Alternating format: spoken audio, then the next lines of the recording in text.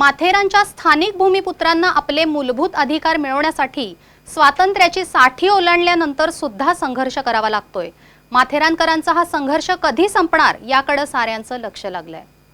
सन 2003 नंतरच्या बांधकामावर राष्ट्रीय हरित लवादाने टाच आणली। पायीचा बडगा उगारल्याने स्थानिकांची झोप उडाली आहे।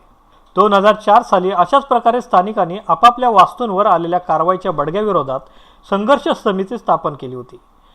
त्याचप्रमाणे याही वेळेस आपल्या वास्तूंचे संरक्षण करण्यासाठी पुन्हा संघर्ष समिती स्थापन केली आहे। यासाठी 20 जानेवारीला संपूर्ण गावाची सर्व पक्षीयांची विशेष जाहीर सभा श्रीराम मंदिराच्या प्रांगणात शिवसेनेच्या पुढाकाराने नगराध्यक्ष प्रेरणा सावंत यांच्या उपस्थितीत घेण्यात आली।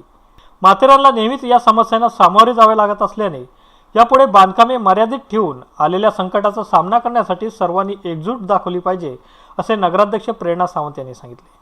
सध्या वाढीव बांधकामे न करता सर्वच पक्षीयांच्या लोकांनी एकमेकांविषयी आकस न ठेवता संघटित होऊन लढा द्यायला हवा, असे विद्यमान नगरसेवक प्रसाद सावंत यांनी आपले विचार प्रकट केले।